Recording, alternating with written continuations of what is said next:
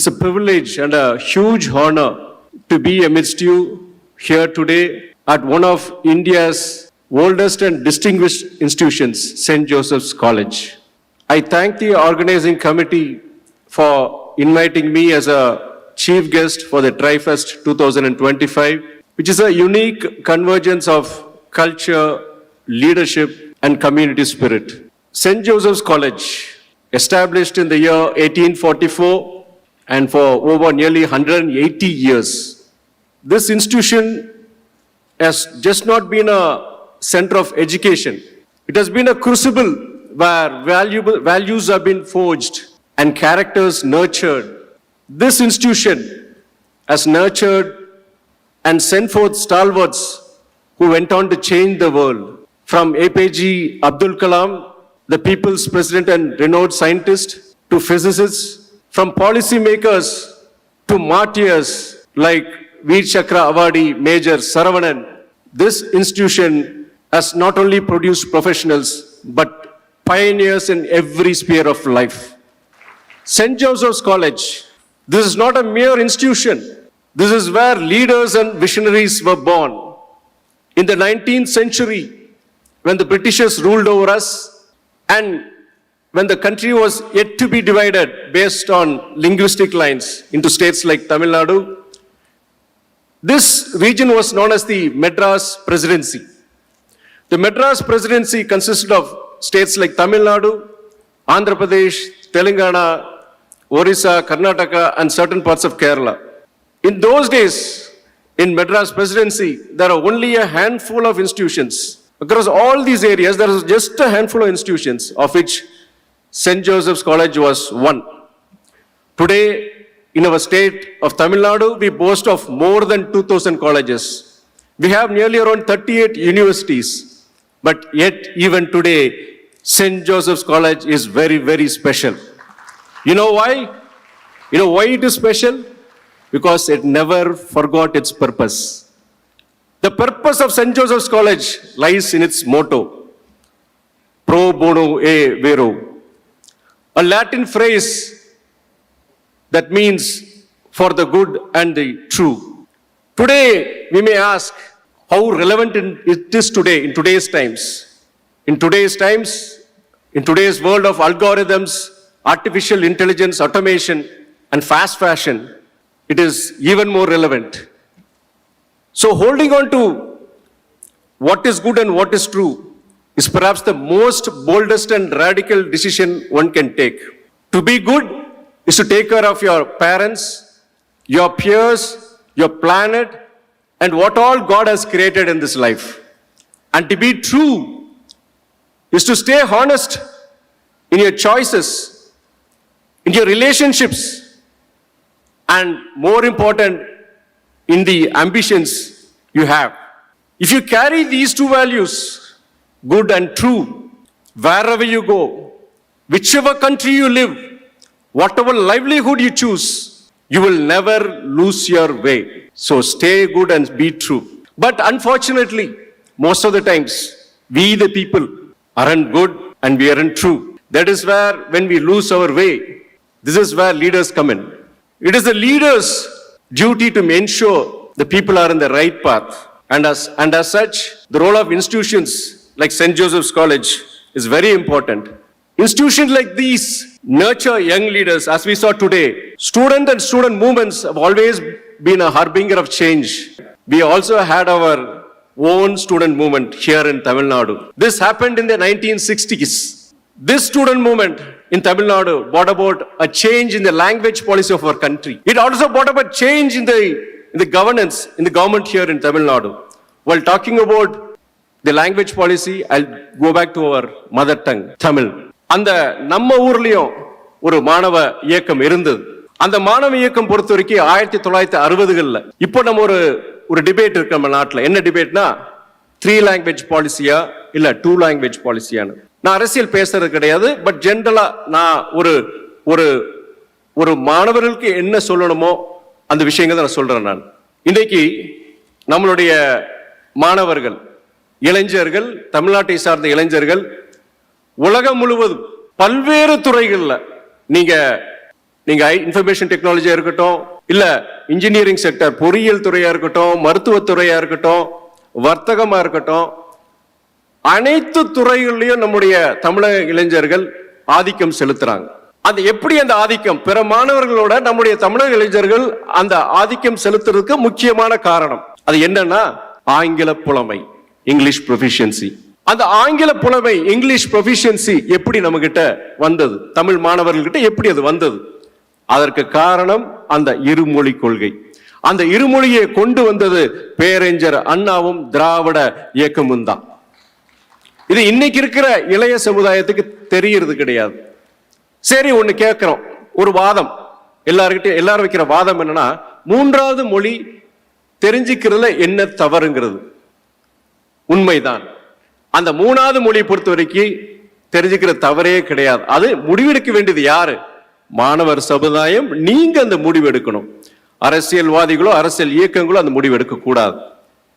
இப்போ அன்ற மூன்றாவது மொழி இப்போ நம்மளுடைய புதிய நேஷனல் எஜுகேஷன் பாலிசியில அது ஒரு டிபேட்டா இருக்கு. நான் வைக்கிற வாதம் என்னன்னா, அந்த மூன்றாவது மொழி எந்த மொழியா இருக்கலாமே, அது ஏன் இந்திய மொழிங்கிற மாத்திரம் நீங்க வைக்கிறீங்க?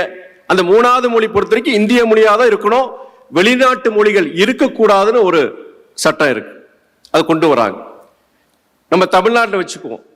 நீங்க முதல் மொழி ஆங்கிலம், இரண்டாவது மொழி தமிழ் வச்சுக்குவீங்க, மூணாவது மொழி இப்ப என்ன அந்த மாணவன் இருப்பான்னா, நீங்க கன்னடம் கத்துவானா, இல்ல மலையாளம் கத்துக்குவானா, இல்ல தெலுங்கு கத்துக்குவானா, அந்த மூணாவது மொழி வேற வழி இல்லாம அவன் இந்திய படிக்க போறான். அதுதான் மறைமுக அந்த மொழி திணிப்புன்னு நம்ம சொல்றோம். நம்ம இப்போ குளோபலைசேஷன் பத்தி பேசுறோம், உலகமயமாக்கல் பத்தி பேசுறோம். நம்முடைய இளைஞர்கள் உலகம் முழுவதும் போறாங்க, படிக்க போறாங்க, பல துறைகளில் போய் வேலைக்கு செய்யறாங்க. பல துறைகள்ல இன்னைக்கு உலகம் ஃபுல்லா நம்ம ஆதிக்கம் செலுத்துறோம். அதுக்கு என்ன மொழி நமக்கு தேவைப்படுது? ஆங்கிலம். It's a global language. நம்மளையும் உலகத்தையும் இணைக்கிற மொழி பார்த்தீங்கன்னா ஆங்கில மொழி. அது இல்லாம நம்மளால செயல்பட முடியாது. அது எல்லாருக்கும் உங்களுக்கு தெரியும். ஆனால் இன்றைக்கு அந்த மும்மொழி வேணும், மூணாவது மொழி ஏன் கற்றுக்க கூடாதுன்னு சொல்ற நபர்கள் ஆங்கிலமே கூடாதுன்னு சொல்றாங்க. ஆங்கிலமே வேண்டாம், ஆங்கிலம் இல்லாத பாரதத்தை உருவாக்குவோம் சொல்றாங்க. இது நான் 2 வருஷத்துக்கு முன்னாடி நான் ஒரு கேள்வி கேட்டேன். நான் இன்னைக்கு நாடாளுமன்ற சபைகள்ல நான் வைக்கிற வாதமே அததான். 3 மொழிகள் ஏன் கூடாது? மூன்றாவது மொழியை ஒரு மாணவன் ஏன் கற்க கூடாது சொல்ற உங்ககிட்ட நான் கேட்கிறேன். நான் ஏன் ஆங்கிலத்தை நீங்க வெறுக்கிறீங்க? ஆங்கிலம் இல்லாத ஒரு பாரதத்தை உருவாக்க நினைக்கிறீங்க. இவ்வளவு முன்னேற்றம் நம்முடைய தமிழக மாணவர்கள், இந்திய இளைஞர்கள் இன்னைக்கு உலகம் முழுவதும் பல ஆதிக்கத்தை செலுத்துறாங்கன்னா அதற்கு முக்கிய காரணம், ஒரே காரணம் ஆங்கில புலமை. அது ஏன் நீங்க தவிர்க்க பாக்குறீங்க அங்கிறத நான் வைக்கிற வாதம். சரி, இப்ப நான் அடுத்த நம்ம சப்ஜெக்டுக்குள்ள வந்துரும். நம்ம இப்படி அந்த மொழி புரட்சி அந்த 1900 கிட்டத்தட்ட 30ல இருந்தே மொழி புரட்சி தமிழ்நாட்டில் இருந்தது. 60களில் பொறுத்த வரைக்கும் அந்த உச்சத்துக்கு வருது. ஏன்னா இருமொழி அவங்க என்ன சொல்றாங்கன்னா, இந்தி தான் இந்த ஆட்சி மொழியை இருக்கணும் அப்படின்னு சொல்லிட்டு நம்மளுடைய இருமொழி கொள்கையை வேண்டான்னு சொல்லிட்டு அவங்க ஒரு சட்டத்தை கொண்டு வர போறாங்க. அப்ப மாணவர்கள், தமிழ்நாட்டில் இருக்கிற மாணவர்கள், இளைஞர்கள் அத்தனை பேரும் அன்னைக்கு வீதிக்கு போராடினாங்க. 1964 ஜனவரி 23ஆம் தேதி கீழப்பழுவூர் சின்னசாமி, கீழப்பழுவூருக்கு ஒரு ஊர், சின்னசாமிங்கிற 27 வயது இளைஞர், திருமணமானவர், ஒரு 10 மாச குழந்தை, பெண் குழந்தை இருக்கு. அவர் இங்க திருச்சி ரயில் நிலையத்தில் தன் உடம்பு ஃபுல்லா மண்ணெண்ணையை போட்டு தீய வச்சுக்கிறார். தீ அப்படியே எரியுது. தாய் தமிழ் வாழ்க, இந்திய ஆதிக்கம் ஒழிகன்னு சொல்லிட்டே கத்திக்கிட்டே அப்படி இறந்துடுறார். அவர் இறந்ததுக்கு அப்புறம் தான் தமிழ்நாட்டில் இருக்கிற அத்தனை மாணவர்கள், கல்லூரி மாணவர்கள் மாத்திரம் கிடையாது, பள்ளி மாணவர்களும் சரி, பலாயிரக்கணக்கான மாணவர்கள் வீதிக்கு போராடினாங்க. நாட்டையே ஒரு உலுக்கிச்சு அந்த போராட்டம், மாணவர் போராட்டம். இன்னைக்கு திராவிட இயக்கத்துடைய முக்கியமான தலைவர்கள் எல்லாம் எங்கிருந்து வந்தாங்கன்னா அந்த மாணவர் போராட்டத்தில் தான் வந்தாங்க. ஏன் இதை சொல்றேன்னா, மாணவர்கள் இன்னைக்கு ரொம்ப முக்கியம், மாணவர்கள் முக்கியம். அதே மாதிரி நம்மளுடைய இங்க எனக்கு முன்னாடி பேசினவங்களும் சொன்னாங்க, ஒரு ஃபாதர் சொன்னாரு, பல கல்லூரிகளை பொறுத்த வரைக்கும் இந்த ஸ்டூடெண்ட் யூனியனே கிடையாது, இது போன்ற நிகழ்ச்சிகளே கிடையாது. ஆனால் கல்வி மாத்திரம் கிடையாது, ஒரு பர்சனாலிட்டி, ஒரு லீடர்ஷிப் குவாலிட்டிஸ், அது உங்களுக்கு மாத்திரம் கிடையாது, இந்த நாட்டுக்கு தேவை, இந்த உலகத்துக்கு தேவைங்கிற உணர்த்திற்கு தாண்டி தான் அந்த மொழி புரட்சி பத்தி நான் பேசுறேன், மாணவர்களுடைய பங்களிப்பை பத்தி நான் பேசுறேன். நான் அப்படி அந்த மாணவர்கள் பொறுத்த வரைக்கும் அந்த மாணவர்கள் இல்லைன்னா அந்த மொழி புரட்சி நடந்திருக்காது, நம்ம அந்த இருமொழி கொள்கையே இருந்திருக்காது. தமிழகமும் சரி, தமிழக இளைஞர்கள் இன்னைக்கு ஆதிக்கம் செலுத்தியிருக்க மாட்டாங்க. இன்னைக்கு தமிழ்நாடு முன்னேற்றத்துக்கு முக்கியமான காரணம் அந்த இருமொழி கொள்கையை எடுத்துக்கிட்டதுனாலதான். இந்த அருமையான நேரத்துல நான் நம்முடைய மாணவர்கள் பொறுத்து சொல்றேன், நான் உங்களுக்கு ஒரு பெரிய கடமை இருக்கு. நம்ம இந்த கல்லூரியுடைய மோட்டோ என்னது? ப்ரோ போனோ ஏ வேரோ, for the good and the true. இன்னைக்கு நம்ம எல்லாரும் மனிதர்கள் தான், தவறு செய்யறது இயற்கை தான். ஆனா அவங்களை நேர்வழிப்படுத்தி சரியான பாதைக்கு கொண்டு வர வேண்டிய கடமை தலைவர்களுக்கு உண்டு, குறிப்பா மாணவர் தலைவர்களுக்கு உண்டு. உங்களுக்கு இந்த கல்லூரி உங்களுக்கு அந்த வாய்ப்பு கொடுத்திருக்கு. உங்களுக்கு இட் இஸ் நோட், நீங்க இந்த காலேஜோடைய யூனியன் மாத்திரம் கிடையாது. இங்க எப்படி இவங்களை சமாளிக்க போறீங்க? பல சவால்கள் உங்களுக்கு காத்துட்டு இருக்கு. நீங்க சேர்மனா இருக்கலாம், செக்ரட்டரியா இருக்கலாம். அடுத்து வர காலங்களில் பல சவால்கள். உங்களுடைய மாணவர்களை நீங்க நல்வழிப்படுத்த வேண்டியது இருக்கும். சில நேரங்கள்ல அவங்க உங்ககிட்டயே அவங்க உங்க கருத்து தவறுன்னு சொல்லுவாங்க. அப்ப அவங்களை எப்படி கன்வின்ஸ் பண்றது? அந்த நெகோசியேஷன் ஸ்கில்ஸ், அந்த பெர்சுவேஷன் ஸ்கில்ஸ், இதெல்லாம் நீங்க கத்துக்க போறீங்க. நீங்க இது ஒரு நல்ல வாய்ப்பு. நீங்க வாழ்க்கையில நீங்க என்ன வேணா ஆகலாம் நீங்க. ஆனா இந்த கல்லூரி பருவம், இந்த வாய்ப்பு உங்களை வாழ்க்கையில ஒரு உயர்ந்த இடத்திற்கு கொண்டு போய் சேரும். அதுக்கு இந்த கல்லூரிக்கு நீங்க கடமைப்பட்டிருக்கிறீங்க. இன்னைக்கு இந்த ஸ்டூடெண்ட் லீடர்ஸ் மாத்திரம் கிடையாது, பல்வேறு கிட்டத்தட்ட எத்தனை 180 வருஷமா இந்த கல்லூரி இயங்கிட்டு இருக்கு. பல்வேறு உங்களை மாதிரி பல்வேறு கல்லூரி நீங்க ஸ்டூடெண்ட் லீடர்ஸ் கல்லூரி உருவாக்கி இருக்கு. நான் கடமைப்பட்டிருக்கேன், இந்த கல்லூரிக்கு நன்றி சொல்லணும். அதே வேளையில இன்னொன்னு நான் சொல்றேன், முக்கியமான விஷயம். அரசியல்வாதிகள், அரசியல்னாலே நம்ம பல பேர் அது பிடிக்கிறது இல்லை நமக்கு. அதுக்கு நான் தவறா சொல்லல, ஏன்னா அதுக்கு உண்டான காரணங்கள் இருக்கு, நியாயமான காரணம். ஏன் நீங்க அரசியல்வாதிகள் வெறுக்கிறீங்க, ஏன் அரசியல் பிடிக்கிறது இல்லை, அதுக்கு உண்டான நியாயமான காரணங்கள் இருக்கு. இன்னைக்கு மதம் சார்ந்த அரசியல், ஜாதியை சார்ந்த அரசியல், வாக்குகளுக்கு ரூபா கொடுத்து வாங்கி வாக்குகளை வாங்குற அந்த அவல நிலை, இதெல்லாம் இருக்கு. இப்படி இருக்கும் பொழுது உங்களுக்கு நியாயமா அரசியல்வாதி மேலேயும் அரசியல் மேலேயும் ஒரு வெறுப்பு வரும், எல்லாருக்கும் இருக்கு. ஆனால் இதற்கு காரணம் யார்? நான் எல்லா இடத்துலயும் சொல்றது, அரசியல்வாதிகளா இல்ல அரசியல் தான் காரணமா? கிடையாது. அதற்கு காரணம் மக்களாகிய நீங்கள் தான் சொல்லுவேன் நான் எல்லா இடங்கள்லயும். இந்த அவல நிலைக்கு காரணம் அதுதான். இதுக்கு ஒரு மாற்றம் வரணும். இந்த மாற்றம் வரணும்னா அந்த மாற்றம் எங்க இருந்து வரணும்? மக்கள் கிட்ட இருந்து வரணும். மக்கள் மாறணும்னா யார்? அந்த மக்கள் கிட்ட மாற்றத்தை உருவாக்க வேண்டியது யாரு? தலைவர்கள், இந்த மாதிரி மாணவர்கள், இளைஞர்கள். நீங்க தான் அந்த மாற்றத்தை உருவாக்கணும். உங்களுடைய பெற்றோர்கிட்ட போய் சொல்லுங்க, உங்க வெளி உலகத்துக்கு போய் சொல்லுங்க. இந்த ஜாதி மதங்களை கடந்த நல்லவர்களை தேர்ந்தெடுக்கிற அந்த மனப்பான்மையை, அந்த மாற்றத்தை நீங்க உருவாக்குங்க.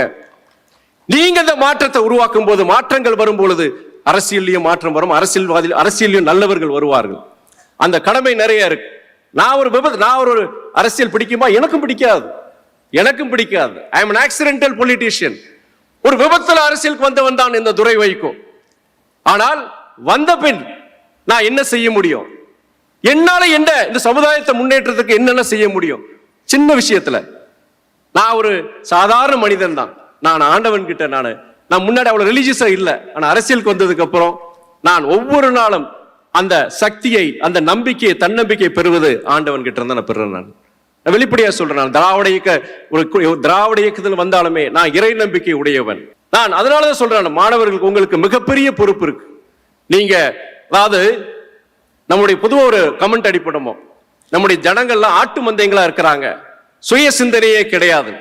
ஒரே இதான் சொல்றேன் நான், நீங்க மாணவர்கள், you be the good shepherd. அந்த ஆட்டு மந்தைகளை நல்வழிப்படுத்தும் குட் ஷெப்பர்டுகளாக நீங்கள் இருக்க வேண்டும் தான் என்னுடைய ஒரே விருப்பம். டியர் ஸ்டூடெண்ட்ஸ், என்னுடைய உரையை நான் முடிக்கிறேன். நான் என்ன சொன்னீங்க, 15 நிமிஷம் தான் சொல்லியிருக்கிறாங்க, அதுக்குள்ள நான் முடிச்சிடறேன் நான். Dear students, lastly, as I stand before you in this wonderful, historical, distinguished, prestigious institution called St. Joseph's College, I see hope.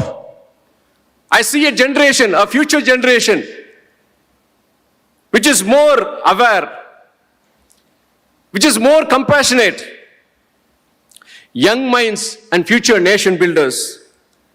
You are the dreamers, the doers and disruptors of tomorrow's society.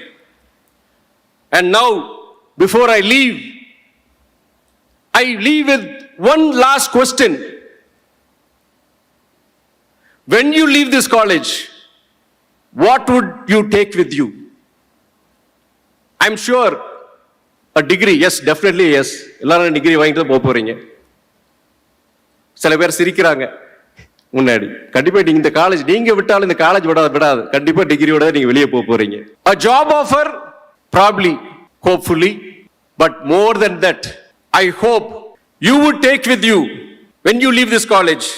You should take with you the courage to be good and the strength to be true. Pro bono e vero. May this not be just the motto of your college, but it should be the compass of your life. With the compass called pro bono e vero, you will find true happiness in your life. With pro bono e vero, you will never lose your way in life. May God bless you all. Thank you.